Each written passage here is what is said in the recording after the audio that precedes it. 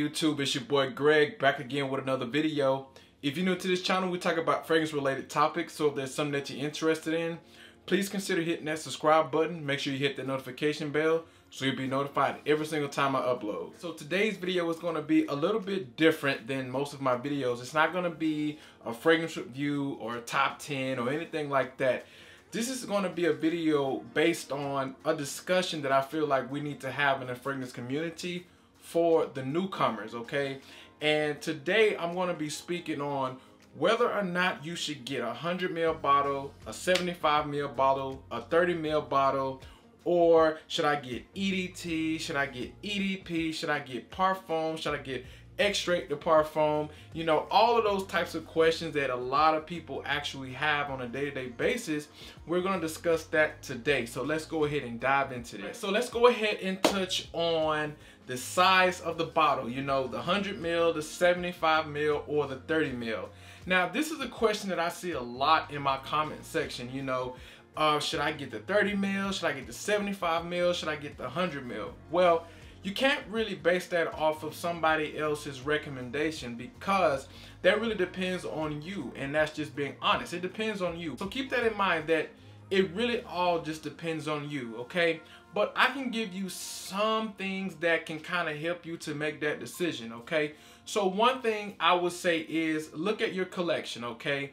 So if you have, let's say, 50 plus fragrances in your entire collection, let's be honest, it's hard to even put a dent in one bottle, okay? So if you ask me like, hey, should I get the 200 ml bottle, the 100 ml bottle, the 75 ml bottle, I'm probably going to tell you, you know, go with the cheaper route. You know what I'm saying? Make sure it makes sense as far as, you know, the finances. You know, if, you know, let's say for instance, you can get a 30 ml for 50 bucks, but let's say you can get 100 ml for like an extra $10. I mean, it makes sense to go ahead and get the 100 ml. However, you may be paying for fragrance that you're not going to use because you have so many in your collection, okay? So if you have a large collection and you're okay with having a smaller bottle, like that really doesn't bother you, go ahead and get the smaller bottle because you're probably not even going to finish that in a lifetime. That's if you do have a lot of fragrances in your collection, okay?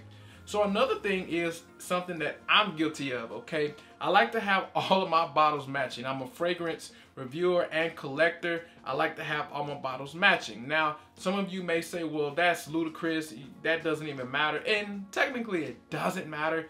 The only thing that matters is the juice that's inside. However, I like to have all of my bottles matching. Now, I do have some bottles that are smaller than other bottles that are within the same line. You know, I give you an example. So like if you think about the House of Parfums de Marly, they have gorgeous bottles. Right here is a 100 ml bottle. Actually, I think this is a 125 ml bottle. So their bottles are a little bit bigger, but this is a 75 ml bottle, okay? So if you look at the difference, you know, it kind of throws off the collection a little bit, man.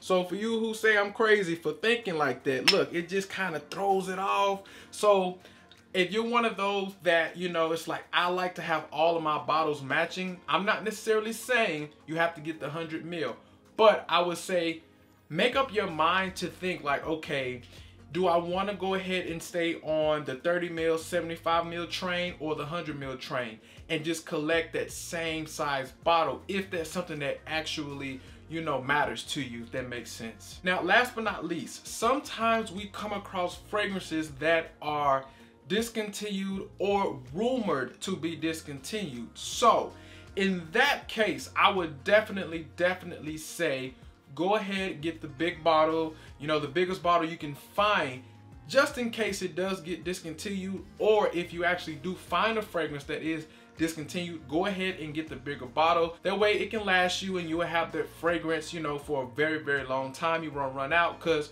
obviously if it's discontinued, if you run out, that's it, you ain't getting it no more. So those are a few key points that I felt that would help you to decide, you know, whether or not you should get the big bottle, the little bottle, or the medium bottle.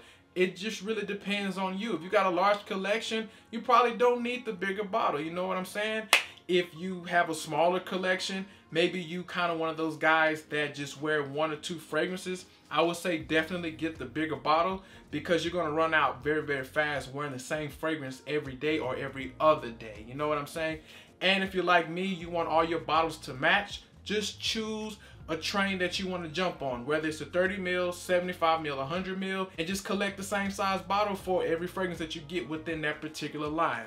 Now let's touch on EDT, EDP, Parfum, Extrait de Parfum. Now, growing up and even still today, I hear a lot of people saying, oh, EDT is watered down, it doesn't smell good, it doesn't last long, you need to go ahead and get the EDP or whatever. Look, let me just go ahead and clear this up for you guys that don't know, okay? Don't let EDT and EDP be a deciding factor on whether or not you buy a fragrance, okay? Especially if you're blind buying a fragrance or something like that, which you should not be doing. I'm guilty of it, but I don't recommend it. But don't let that decide, because we have fragrances out here that are EDT, okay? Eau de toilette, right? But they're strong, they're pungent, they really do push and push and push.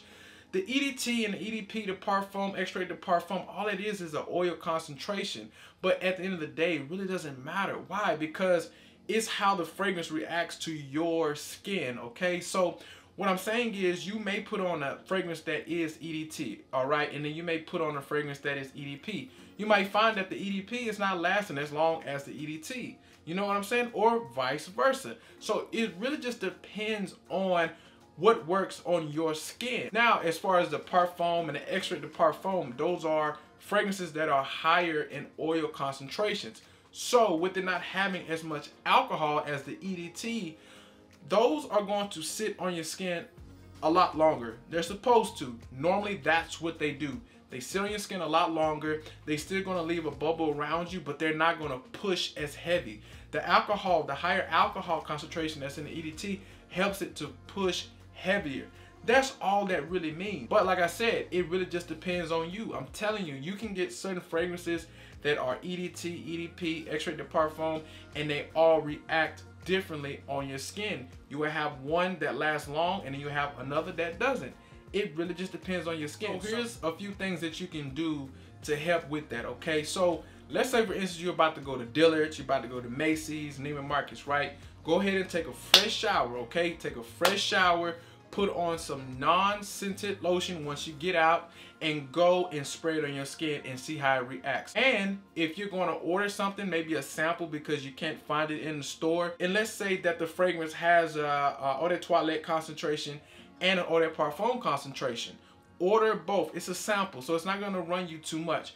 Order both. Like I said, take a fresh shower, put on some non-scented lotion or whatever you do to moisturize your skin. Just make sure it's unscented.